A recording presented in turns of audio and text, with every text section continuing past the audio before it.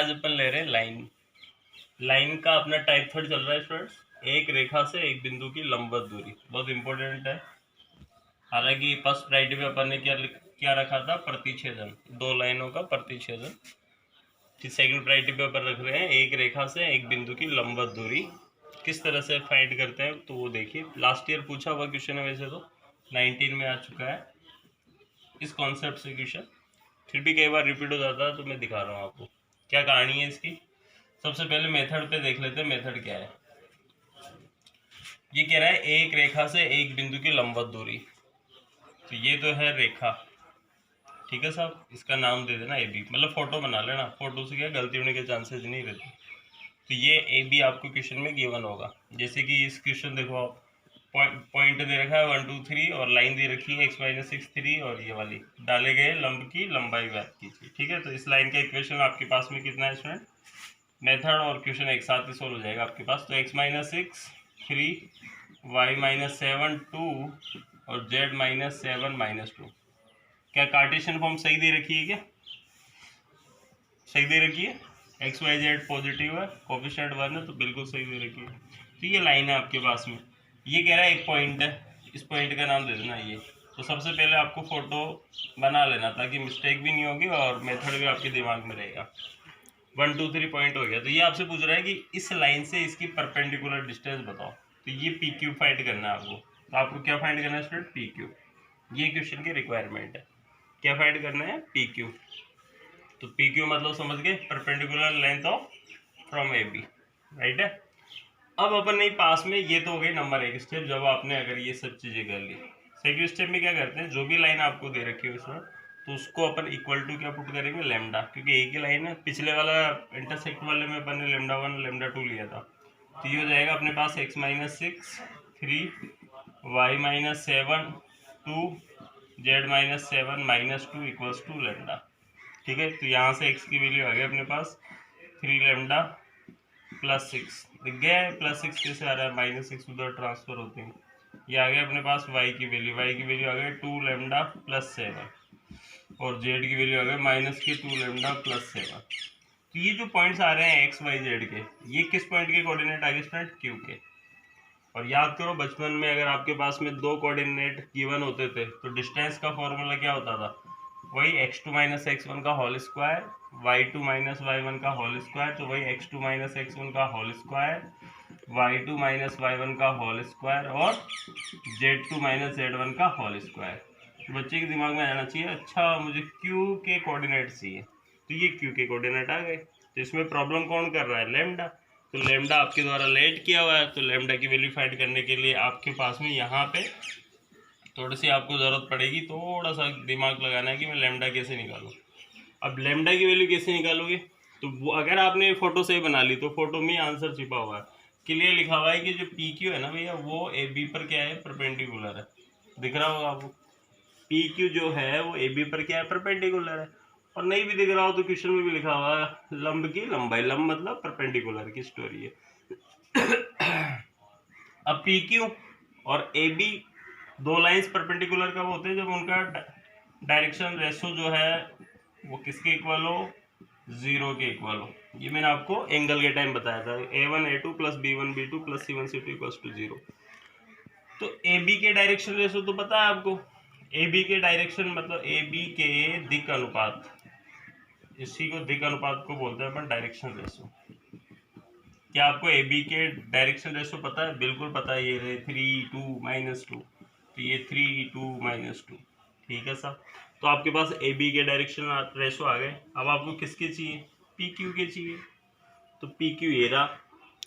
तो दो points given होते हैं तो डायरेक्शन रेशो कैसे निकालते हैं, x2 - x1 y2 - y1 z2 - z1। तो पी क्यू मतलब दो पॉइंट्स अगर आपके पास में गिवन है तो अपन डायरेक्शन कैसे निकालते हैं, x2 - x1 y2 - y1 and z2 - z1, ये dr निकालते हैं उस केस में जब आपके पास में दो पॉइंट्स गिवन हो। तो अपने पास में 1 2 3 है, तो ये वाला पॉइंट कहाँ है, ये रहा। तो डिफरेंस ले लें, बिल्कुल ले लेते हैं सब। तो 3 लेमडा +6 में से 1 माइनस करो तो कितना आ गया अपने पास, 3 लेमडा +5 हो गया क्या, बिल्कुल हो गया सब। फिर 2 लेमडा प्लस 7 में से 2 माइनस करो तो कितना हो गया, 2 लेमडा प्लस 5 हो गया। फिर माइनस 2 लेमडा प्लस 7 में से 3 माइनस करो तो माइनस के 2 लेमडा प्लस 4 हो गया। तो ये आ गया अपने पास पी क्यू के रेशो। अब अपने कंडीशन क्या है कि A1A2 plus B1B2 plus C1C2 किसके इक्वल होनी चाहिए, 0 के। तो यहाँ से इक्वल टू 0 पुट कर लेते हैं, मतलब इन दोनों का प्रोडक्ट। तो 3 इससे मल्टीपल होगा तो 9 लेमडा आ गया प्लस 15 आ गया। 2 भी मल्टीपल होगा तो 4 लेमडा आ गया, 5 से भी होगा ध्यान रखिएगा 10 आ गया। -2 माइनस से होगा तो माइनस माइनस प्लस के 4 लेमडा हो गए और माइनस के 8 हो गए इक्वल टू 0 हो गया। तो लेमडा लेमडा वाले आदमी कितने हो गए टोटल, ये हो गए अपने पास 17 लेमडा, और इधर हो गए अपने पास 15 माइनस 8 तो और प्लस के 10 है, तो ये एक तरह से ये हो गया अपने पास 17 और उधर जाते माइनस के 17। तो फाइनली अपने पास लेमडा की वैल्यू आ गई स्टूडेंट -1। तो ये लेमडा की वैल्यू अपन ने क्या कर ली, फाइंड कर ली। तो यहाँ तक स्टोरी समझ में आ गई, लेमडा की वैल्यू फाइंड करने जितनी। अब क्या कहानी है, अब ये लेमडा की वैल्यू क्यू पॉइंट के अंदर पुट कर देंगे। तो लेमडा की वैल्यू क्यू पॉइंट के अंदर पुट करते हैं, क्यू पॉइंट आ जाएगा आपके पास खूबसूरत सा। -1 पे यहाँ पुट करो तो माइनस की 3 प्लस 6 3, -1 -2 7 5 और माइनस माइनस माइनस प्लस, तो कितने हो गए 9। तो क्यू पॉइंट के कोऑर्डिनेट आ गए आपके पास 3 5 9। क्या अपन पी क्यू की डिस्टेंस निकाल सकते हैं, क्या बिल्कुल निकाल सकते हैं इस वाले फॉर्मूले से।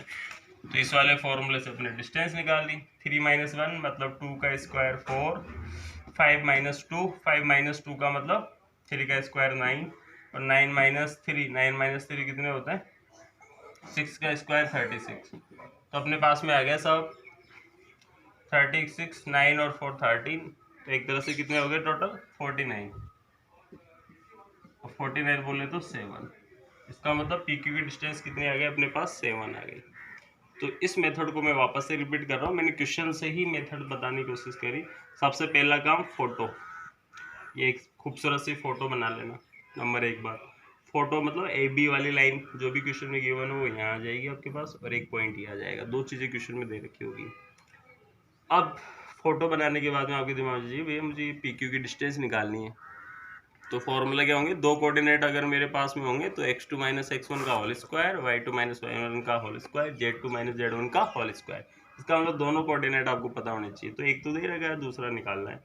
तो करना क्या है, लाइन को लेमडा की इक्वल पुट करना है। यहाँ से कंपेयर करोगे तो इस क्यू पॉइंट के कोऑर्डिनेट आ जाएंगे।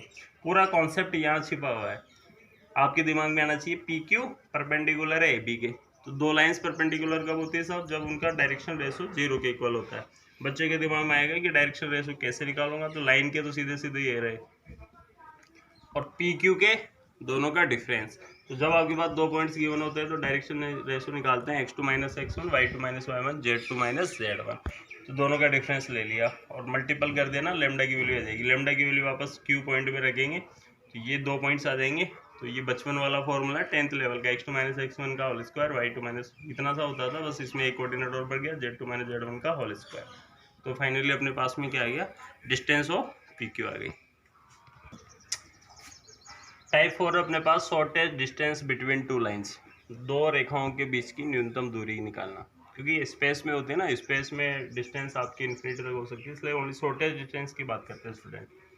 तो अपन क्या करते हैं सब, लाइनें भी आपके पास 2 टाइप की है, मतलब इसमें 2 केस है। पहला केस तो ये है कि कल को आपके पास में 2 लाइनें दे रखी हो, कैसे फर्स्ट वाली लाइन कैसे होती है, लाइन तो याद हो गई होगी अब तो, a1 प्लस लेमडा b1, ये पहली वाली लाइन है। दूसरी वाली लाइन कौन सा फॉर्म है, वेक्टर फॉर्म है। ये सब 2 लाइनें हैं, इसके बीच की मुझे क्या निकालनी है, डिस्टेंस निकालनी है, शॉर्टेस्ट डिस्टेंस निकालनी है। तो फॉर्मूला क्या होगा साहब, सीधा सीधा क्वेश्चन आता है 6 मार्क्स का बोर्ड के अंदर, इंपॉर्टेंट टॉपिक है, जिसको फॉर्मूला आता है वो कर देते हैं। हालांकि बहुत सारे गरीब बच्चे होते हैं जिनकी कैलकुलेशन भी गलत हो जाती है। और अब तो एग्जाम आने वाला है, 2-4 दिन बचे हुए हैं, इसलिए पूरा झाम बांध दो मतलब। तो साहब बिल्कुल ये मधुर आवाज़ है तुम्हारे लिए, आवाज़ लगा रहे, मौलवी कह रहे हैं भैया अब तो पढ़ लो, मेरी बात नहीं मानो तो इनकी मान लो भाई। तो कुल मिला के डिस्टेंस कैसे निकालते हैं, डिस्टेंस निकालने का फॉर्मूला क्या है, सीधा सा ही है। 2 पॉइंट दे रखे हैं, मैंने आपको बताया था शुरू के दिन ही, भाई ए कौन है, पॉइंट है, बी कौन है, वेक्टर है, इधर भी ये पॉइंट है, ये वेक्टर है। तो वही दोनों पॉइंट होगा तो डिफरेंस लेना है, तो A2 माइनस A1। ठीक है सर, यहाँ पे लगेगा डॉट, बहुत सारे बच्चे गरीब क्रॉस लगा देते हैं, डॉट लगेगा, और यहाँ B1 क्रॉस B2, तो B1 क्रॉस B2 से आपको एक वेक्टर मिलेगा, इधर भी एक वेक्टर, डॉट से आपको कोई नंबर मिल जाएगा, और डिवाइड में जो भी आपने यहाँ लिखा B1 क्रॉस B2, इसका क्या लोगे, परिमाण, मैग्नीट्यूड लोगे। और डिस्टेंस कैसी होती है स्टूडेंट, पॉजिटिव होगी, तो पॉजिटिव होगी तो अपन क्या लगा देते हैं, मोड लगा देते हैं। क्या है ये, मोड है, राइट है। तो ये हुई डिस्टेंस निकालने का फॉर्मूला। वापस से A2 माइनस A1 डॉट, ध्यान रखिएगा डॉट आएगा, B1 क्रॉस B2, और B1 क्रॉस B2 का नीचे क्या जाएगा, परिमाण आ जाएगा। ये कवर जब दोनों लाइंस में B1 और B2 कैसे हों, अलग अलग हो, और दुनिया वाले इस B1 और B2 जब दोनों अलग अलग हो तो इन लाइन को बोलते हैं समांतर या विषम तलीय या स्क्यू लाइंस। कौन सी लाइंस होती है, स्क्यू, डिस्क्यू नहीं, स्क्यू लाइंस। ठीक है। के सेकंड में क्या स्टोरी सब, के सेकंड की जो लाइन है ना, कई बार के सेकंड का आ जाता है बच्चा, ये वाला फॉर्मूला लगा देता है, तो ये ऐसी लाइनें दिखेगी आपको, मतलब यहाँ बी वेक्टर और दूसरी वाली जो लाइन होगी ना, भले A2 चेंज हो जाएगा, मतलब पॉइंट अलग अलग होंगे, लेकिन ये दोनों आदमी आपको एक जैसे दिखेंगे। और जब दोनों आदमी एक जैसे दिखेंगे, अगर आप ये वाला फॉर्मूला लगा दोगे तो कितने बच्चे समझ गए, B1 क्रॉस B2, दोनों एक जैसे होंगे, तो पता है ना B1 क्रॉस B2 कैसे निकालते हैं, बाय डिटर्मिनेंट, सारणी के द्वारा। और सारणी में आपने पढ़ा होगा कि दो पंक्तियां समान हो गई तो उसकी वैल्यू क्या हो जाएगी, 0, तो आपकी डिस्टेंस तो 0 आ जाएगी। तो ध्यान रखिएगा, जब भी दोनों वेक्टर एक जैसे आ जाएं तो समझ लेना कि जो लाइन्स है वो आपकी कैसी है भैया, लाइनें आपकी पैरेलल है, लाइनें कैसी है, पैरेलल है। उस कॉन्सेप्ट में अपने पास में फॉर्मूला जो है डिस्टेंस का वो क्या होगा, वो देखिए अब आप। A2 माइनस A1 तो आज भी वैसे निकलेगा, A2 माइनस A1, और यहाँ डॉट की जगह क्या आएगा स्टूडेंट, क्रॉस। अब B1 क्रॉस B2 नहीं आएगा क्योंकि है ही दोनों एक जैसे, तो ओनली अकेला B आएगा। इसलिए मैंने बोला है ना कि यहाँ क्रॉस यहाँ डॉट, कंफ्यूज नहीं होना है, सोच लेना जिसके दो बी एक जैसे आएंगे तो उसके बीच में क्रॉस आएंगे, और जिसमें दो बी आएंगे ना वहाँ यहाँ क्रॉस और यहाँ डॉट। ठीक है। और डिवाइड में कौन आ जाएगा, बी का परिमाण। अब कितने बच्चे समझ गए, ये कौन, वेक्टर, और ये भी कौन, वेक्टर, और बीच में कौन, क्रॉस। सोल्व करने पर भी क्या मिलेगा, वेक्टर। इसलिए इसका भी क्या निकालते हैं, मैग्नीट्यूड निकालते हैं, मतलब ऊपर वाले का भी निकलता है, नीचे वाले का भी निकलता है। तो ये फॉर्मूला होता है जब दोनों लाइंस कैसी हो, पैरेलल हो। और ये कब होता है, जब लाइंस कैसी हो, स्क्यू हो, मतलब B1 और B2 इक्वल नहीं हो। तो ये सिंपल सी स्टोरी आ गई। दोनों फॉर्मूलों को अच्छी तरह से देख लें, प्रैक्टिस कर लें। A2 माइनस A1 दोनों में कॉमन है, जब दोनों भी एक जैसे आएंगे तो क्रॉस B लिखेंगे और B का परिमाण, इधर A2 minus A1 dot B1 cross B2, नीचे B1 क्रॉस B2 का परिमाण। ओके स्टूडेंट्स, तो क्वेश्चन है अपने शॉर्टेज डिस्टेंस से रिलेटेड। तो ये दो लाइनें दे रखी स्टूडेंट, देखो यहाँ पे देखो I प्लस 2J माइनस 3 के, ये लैम्डा और म्यू का कोफिशिएंट देखो आप, तो ये दोनों भाई साहब अलग अलग है। इसका मतलब लाइन्स कैसी है, स्क्यू है, तो स्क्यू वाला फॉर्मूला लिख देना पहले पेपर में। क्या होता है, A2 माइनस A1 डॉट आएगा, क्रॉस आएगा, डॉट आएगा, और क्रॉस इधर आ गया ना, सिंपल सी स्टोरी है, क्रॉस यहाँ आ गया भैया, तो यहाँ क्या आएगा, डॉट, और डिवाइड में B1 क्रॉस B2 का परिमाण। यहाँ से देख लेना कि अभी मुझे B1 क्रॉस B2 का परिमाण निकालना है, तो ये दोनों आदमी एक जैसे दिख रहे हैं, बीच में डॉट लगाना है, और जो भी आएगी डिस्टेंस वो कैसी होनी चाहिए, पॉजिटिव, इसलिए मोड लगाते हैं। ठीक है। अब ये जो भी चीज़ें हैं उसमें आपको सबसे पहले क्या निकालना है, A2 माइनस A1, तो ये हो गया A2 माइनस A1।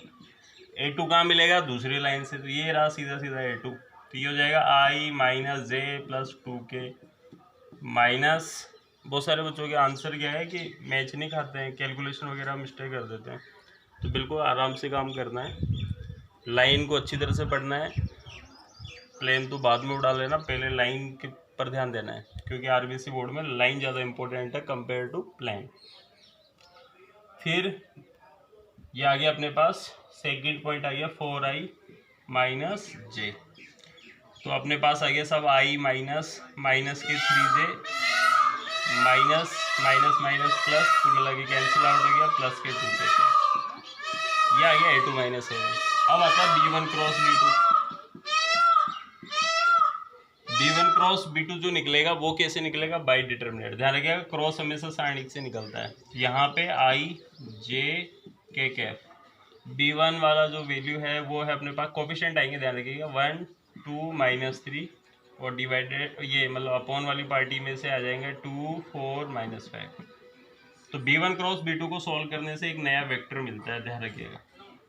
तो एक वेक्टर आ जाएगा I J K के फॉर्म में।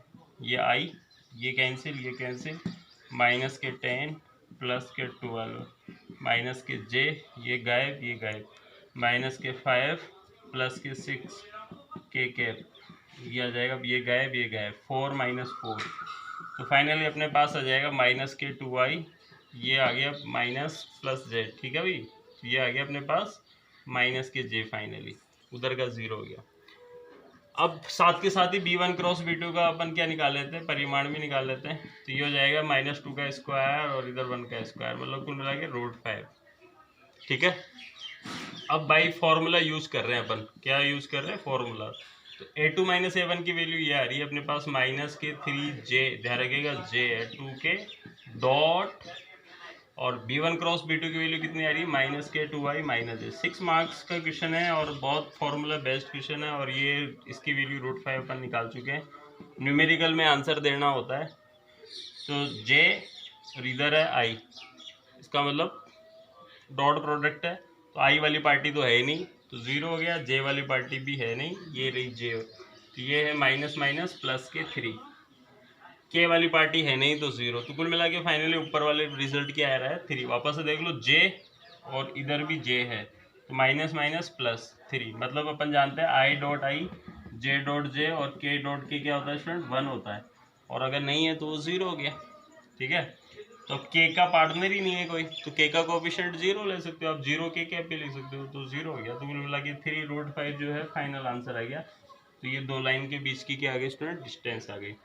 तो इस 3D चैप्टर्स में आपको लाइन को अच्छी तरह से फोकस करना है। लाइन के सारे पार्ट्स हो गए, पहला एंगल, दूसरा क्या था अपने पास, इंटरसेक्टिंग, तीसरा परपेंडिकुलर और चौथा डिस्टेंस। तो इसमें इंटरसेक्टिंग, परपेंडिकुलर, डिस्टेंस इंपॉर्टेंट है, इनमें से आराम से क्वेश्चन बैठ जाएगा, कोई इशू नहीं है। ठीक है, गुड लक।